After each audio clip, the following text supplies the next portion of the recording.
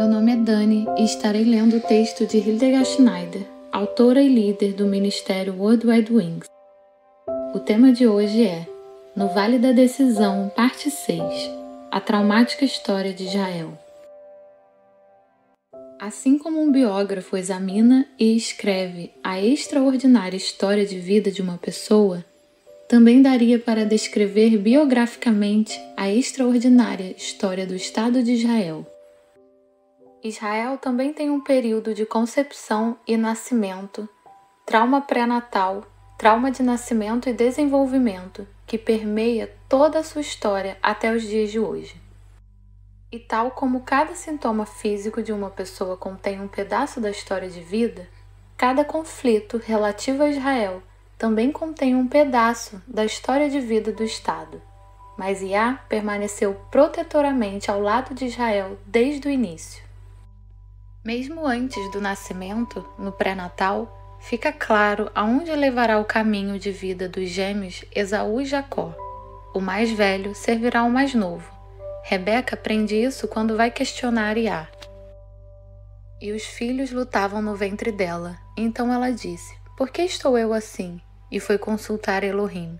Respondeu-lhe Yah: "2 nações há no teu ventre, e 2 povos se dividirão das tuas estranhas, e um povo será mais forte do que o outro povo, e o mais velho servirá ao mais moço."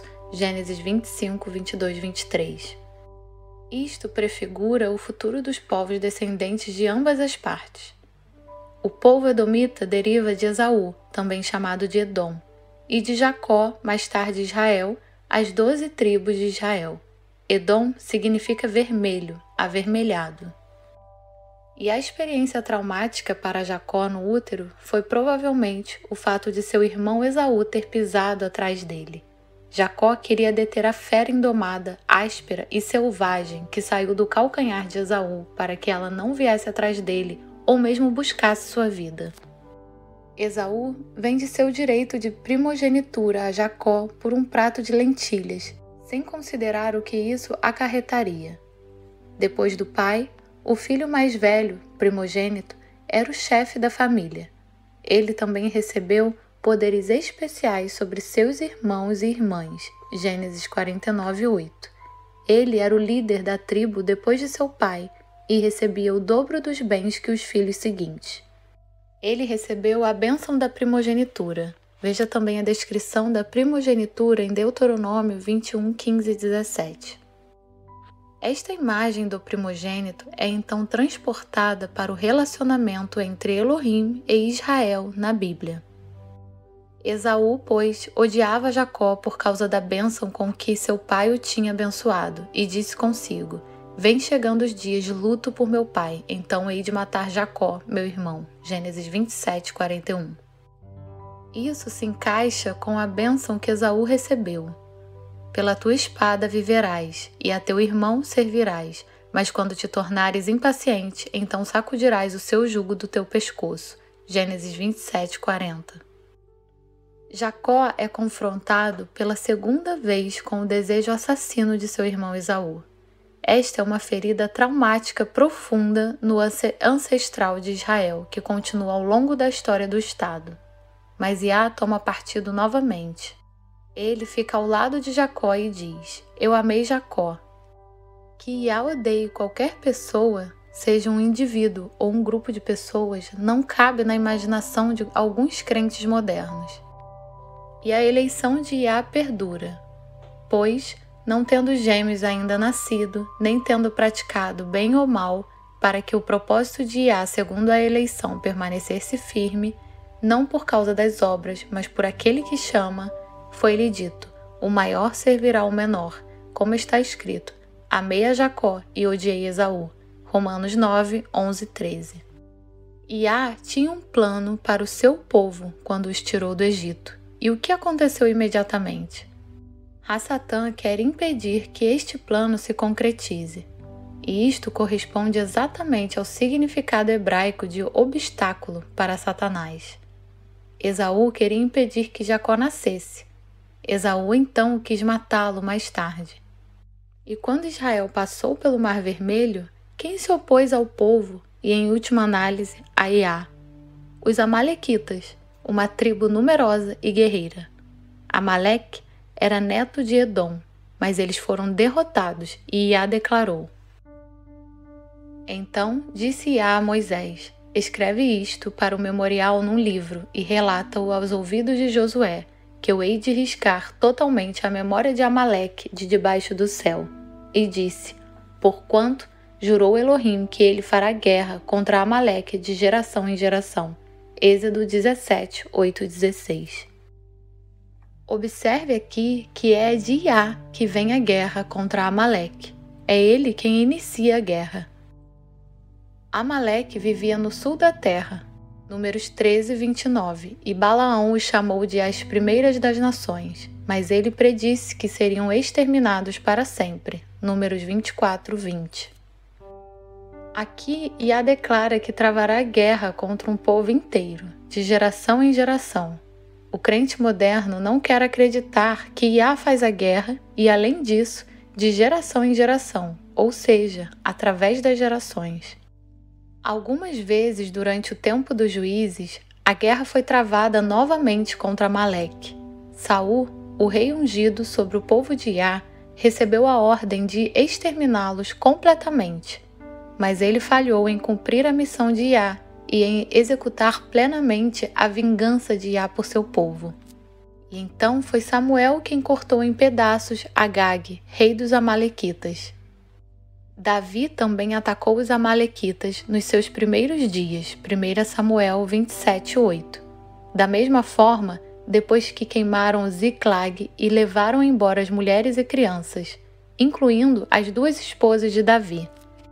Davi tomou tudo de volta e enviou parte dos despojos aos anciãos de Israel, 1 Samuel 30, 1-31. Entre os povos que conspiraram para destruir Israel estão os Amalequitas.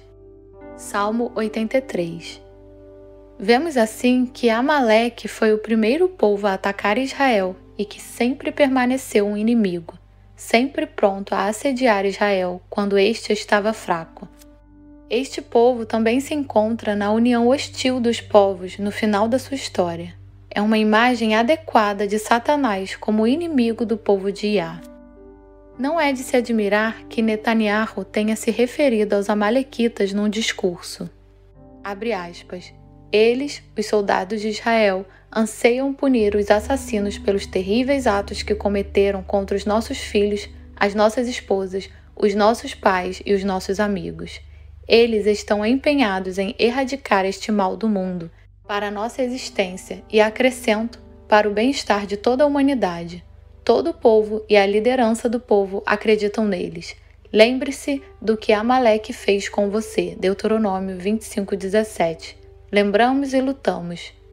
Os nossos bravos soldados agora em Gaza, em torno de Gaza e noutros setores em todo o país, juntam-se a uma cadeia de heróis de Israel que continua há mais de 3.000 anos, desde Josué, Judá Macabeu e Bar Corba até os heróis. De 1948, a Guerra dos 6 Dias, a Guerra do Yom Kippur e outras guerras de Israel. Nossos heróicos soldados têm um objetivo principal: destruir o inimigo assassino e garantir a nossa existência em nosso país. Sempre falamos, nunca mais. Nunca mais é agora. Fecha aspas. É claro que Netanyahu foi criticado por alguns por isso. E alguns dizem que o Hamas não tem a ver com Amaleque, mas no final são apenas palavras diferentes e intercambiáveis. Seja Amaleque, Ramã, Hamas, o comportamento é sempre o mesmo. E curiosamente, Ramã, o Agagita, era descendente do rei Agag dos Amalequitas. 1. Amaleque é um povo que conspirou para odiar e destruir Israel. Era isso que o Ramã, Hitler e o Hamas também queriam. 2.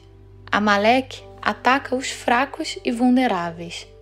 Lembra-te do que te fez Amaleque no caminho quando saías do Egito, como te saiu ao encontro no caminho e feriu na tua retaguarda todos os fracos que iam após ti, estando tu cansado e afadigado, e não temeu a Elohim. Deuteronômio 25, 17, 18. 3. Eles fazem prisioneiros. Sucedeu, pois, que chegando Davi e os seus homens ao terceiro dia a Ziclag, os amalequitas tinham feito uma incursão sobre o Neguebe e sobre Ziclag, e tinham ferido a Ziclag e a tinham queimado a fogo, e tinham levado cativas as mulheres e todos os que estavam nela, tanto pequenos como grandes. A ninguém, porém, mataram, tão somente os levaram consigo e foram o seu caminho. 1 Samuel 30:1-2. E como Iá vê tudo isso? Quando, pois, Iá teu Elohim te houver dado repouso de todos os teus inimigos em redor, na terra que Iá teu Elohim te dá por herança para a possuíres, apagarás a memória de Amaleque de debaixo do céu, não te esquecerás. Deuteronômio 25:18. Este é um desafio para o crente moderno, de que Iá quer e irá exterminar o povo amalequita. E ele o repete por meio de seu profeta Obadias em uma poderosa profecia para o tempo presente. E a casa de Jacó será um fogo, e a casa de José uma chama, e a casa de Esaú restolho. Aqueles se acenderão contra estes e os consumirão, e ninguém mais restará da casa de Esaú. Porque Elohim o disse: ora, os do Neguebe possuirão o monte de Esaú, e os da planície os filisteus. Possuirão também os campos de Efraim e os campos de Samária, e Benjamim possuirá as Gileade. Obadias 18:20. Multidões, multidões no vale da decisão, porque o dia de Elohim está perto, no vale da decisão. Joel 3:14. Nós temos que tomar uma decisão. Como você se decide? Sejam todos ricamente abençoados.